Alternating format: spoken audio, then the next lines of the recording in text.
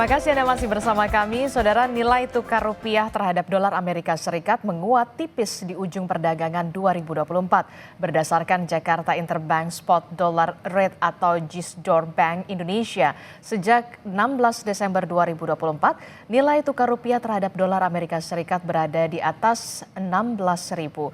Tetapi di akhir perdagangan 2024 atau 30 Desember, rupiah dalam sehari menguat dari 16.251 menjadi 16.162. Bank Indonesia menyatakan akan terus memperkuat koordinasi dengan pemerintah dan otoritas terkait serta mengoptimalkan strategi bauran kebijakan untuk mendukung ketahanan eksternal ekonomi Indonesia.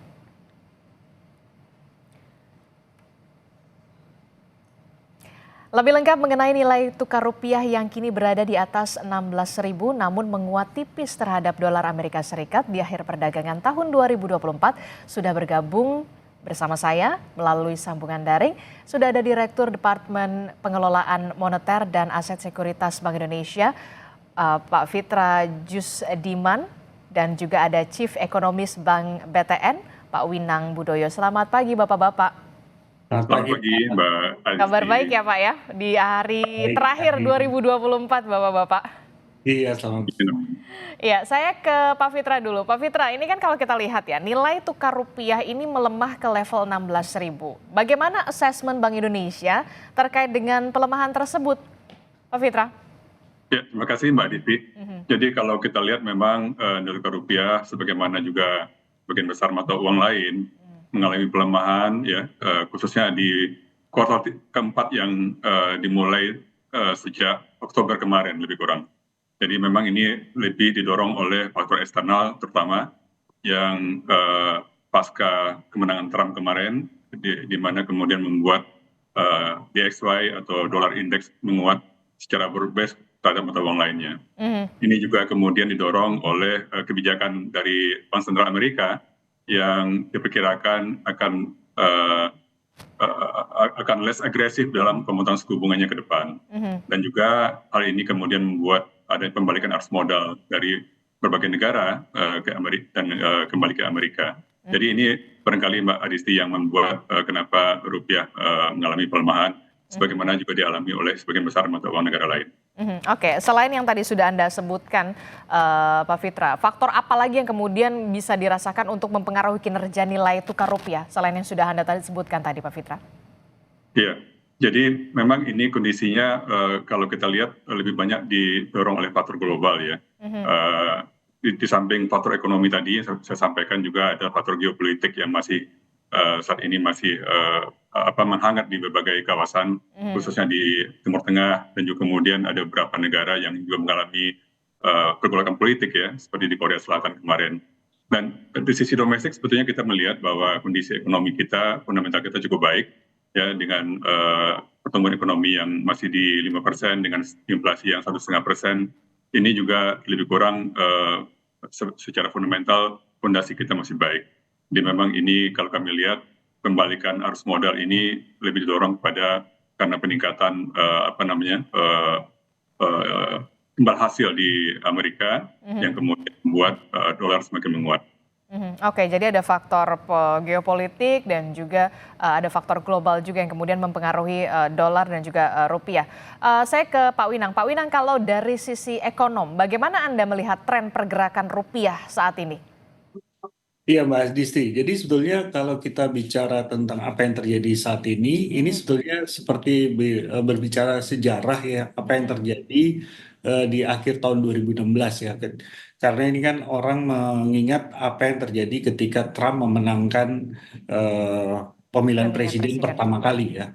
Karena ceritanya hampir sama. Jadi waktu pemilihan presiden pertama, Trump memenangkan pemilihan presiden pada saat itu, memang sama, dolarnya juga menguat ya. Dari November sampai dengan akhir tahun 2016, DXY seperti tadi disebutkan Pak Fitra itu menguat sampai 6%, sama seperti sekarang. Sekarang sampai akhir tahun ini DXY sudah menguat sampai 6,7% ya.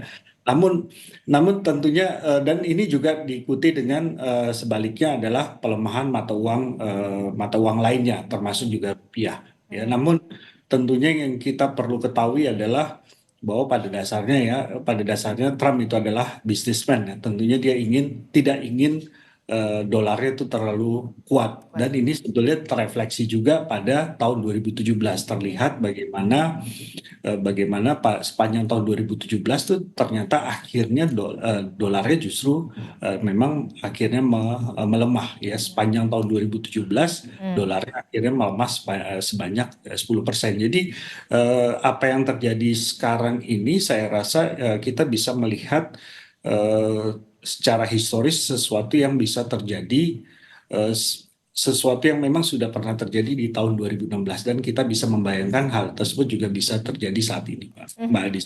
Oke, saya ke Pak Fitra. Pak Fitra, ini kalau kita lihat ya, apakah kemudian tren fluktuasi nilai tukar rupiah ini terjadi di setiap akhir tahun? Kemudian apakah tekanan terhadap rupiah juga dialami oleh mata uang negara-negara emerging market lainnya? Kalau menurut Pak Fitra? Ya, betul sekali Mbak Adisti. Jadi sebagaimana yang saya sampaikan tadi, memang tren pelemahan rupiah ini tidak hanya dialami oleh rupiah, tapi juga oleh hampir semua mata uang negara lain. Tidak hanya negara berkembang, tapi juga negara maju. Jadi kalau untuk negara berkembang sendiri, kalau kita lihat khususnya di kuartal 4 ini, rupiah melemah sebesar 6,17%. Tapi ini kalau kita bandingkan dengan negara lain, sebagai negara lain kita masih lebih baik. Misalkan Malaysia kita yang melemah sebesar 7,6%, juga kemudian Rand Afrika Selatan yang melemah 8,13%, dan bahkan won Korea itu melemah sampai di atas 10%. Jadi ini menurut kami memang suatu tren global, ya, tidak hanya di emerging tapi juga dialami oleh negara maju. Oke, lalu yang kemudian menjadi pertanyaan tentu saja apa langkah yang akan dilakukan pemerintah dalam hal ini adalah Bank Indonesia kemudian untuk menjaga stabilitas nilai tukar rupiah ini termasuk juga untuk memberikan keyakinan kepada masyarakat khususnya juga kepada pasar di 2025 nanti. Jangan dijawab dulu Pak Fitra dan juga Pak Winang, tetaplah bersama kami di Kompas Bisnis. Sapa Indonesia Pagi akan segera kembali untuk Anda.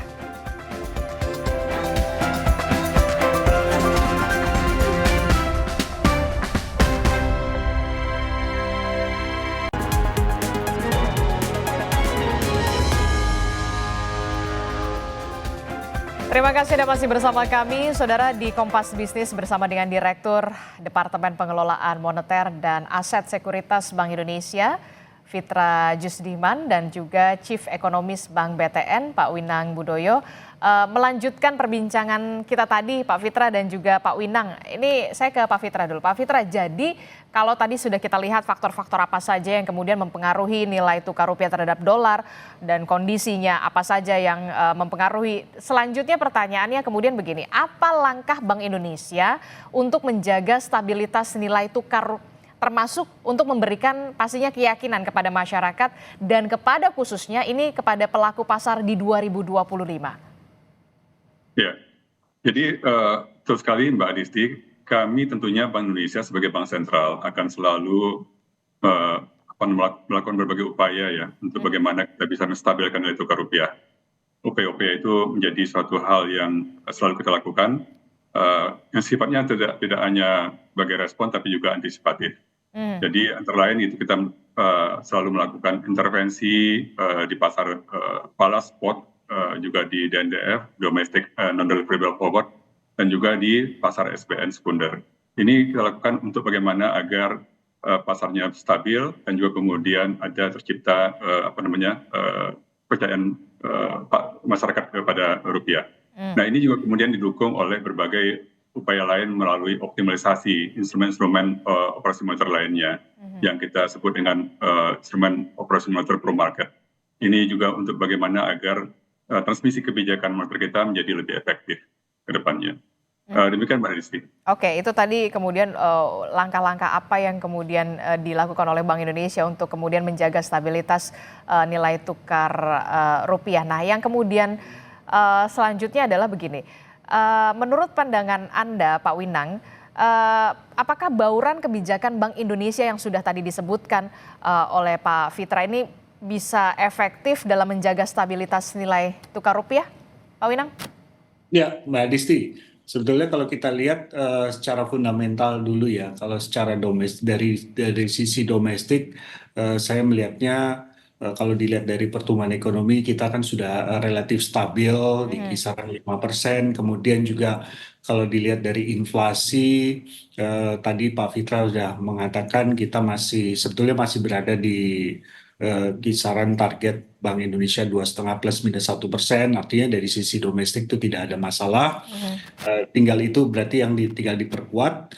Kemudian tentunya dari sisi moneter Bank Indonesia memang sudah melakukan banyak kebijakan yang memang bauran kebijakan yang memang sudah terus dilakukan untuk menjaga kestabilan, dalam hal ini kestabilan moneter, terutama dalam sisi mata uang, ya. Jadi memang kami melihat memang selama ini sudah cukup memadai, ya, karena memang di luar ini secara global memang ada hal-hal yang memang harus terus dijaga, ya, karena tentunya ada hal-hal yang di luar yang harus tetap dijaga, yang di luar yang tentunya seperti apa ya, sudah kita jaga tapi memang bisa di luar kemampuan gitu, ya. Jadi tetap harus diperkuat lah di dalamnya. Tapi secara umum sebetulnya saya sendiri melihat apa yang sudah dilakukan oleh Bank Indonesia itu sudah mencukupi gitu. Oke, lalu yang kemudian jadi pertanyaan adalah Pak Winang, menurut Anda, proyeksi Anda terkait dengan nilai tukar rupiah ke depan, faktor apa yang kemudian harus diwaspadai? Tadi juga Anda sempat menyinggung tetap harus ada ya nih yang dijaga nih. Iya, kalau dilihat dari domestik seperti yang tadi saya sebutkan, dari domestik sebetulnya masalahnya sudah bisa diantisipasi, ya. Yang justru harus diwaspadai adalah yang yang bersumber dari global. Ya, tadi juga sebetulnya sudah disebutkan oleh Pak Fitra, ya, baik dari sisi ekonomi maupun non ekonomi. Ya, kalau dari sisi ekonomi tentunya yang harus diantisipasi yang terutama adalah kebijakan dari suku bunga, ya, kebijakan dari The Fed itu sendiri, ya. Tadi kita semua sudah tahu bahwa kemungkinan The Fed akan upaya menurunkan suku bunganya itu akan lebih kecil daripada perkiraan sebelumnya, ya.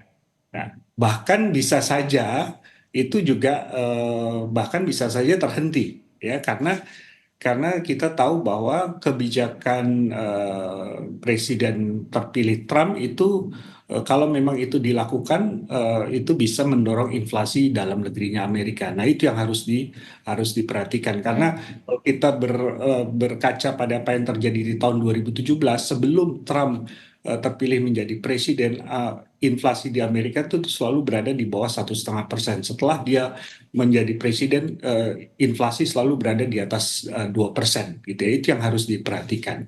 Akibatnya apa? Akibatnya tentu upaya The Fed untuk terus menurunkan suku bunga menjadi terhambat, ya. Jadi itu satu hal yang harus terus diperhatikan, terutama tentunya akan diperhatikan oleh Bank Indonesia. Yang kedua adalah faktor non ekonomi, yaitu faktor geopolitik, ya.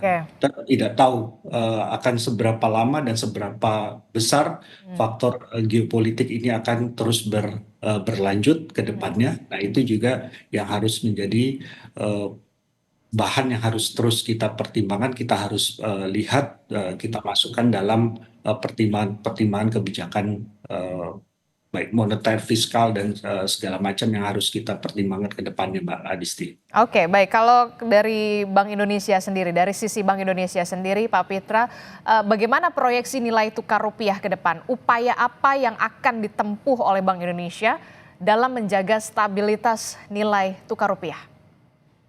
Ya, jadi kami sendiri senada dengan disampaikan oleh Pak Winang tadi, Mbak Disti, kami melihat bahwa ke depan nilai tukar rupiah masih relatif akan stabil, ya, dan juga ruang untuk penguatan masih terbuka lebar, ya, sejalan dengan komitmen kami juga di Bank Indonesia untuk bagaimana menjaga stabilitas nilai tukar rupiah. Dan juga kita lihat bahwa imbal hasil dari aset-aset domestik kita masih cukup baik ya, relatif dibandingkan dengan negara lain. Dan didukung juga tadi sampaikan oleh Pak Winang bahwa secara pertumbuhan ekonomi, kondisi fundamental kita juga masih relatif baik. Jadi inilah yang menurut kami ke depan kami memperkirakan begitu di Amerika sudah settle down ya terkait dengan politiknya, barangkali nanti kita akan melihat adanya peluang-peluang untuk penguatan rupiah lebih lanjut. Dan kami di Bank Indonesia tentunya terus akan berkomitmen untuk melakukan upaya-upaya stabilisasi nilai tukar rupiah. Sebagaimana saya sampaikan tadi, baik melakukan melalui berbagai instrumen operasi moneter dan juga melalui intervensi di berbagai pasar. Dan tentunya yang paling penting juga adalah bagaimana kita bersinergi dengan semua otoritas dan juga dengan pelaku pasar, kita selalu berkomunikasi agar kemudian terdapat suatu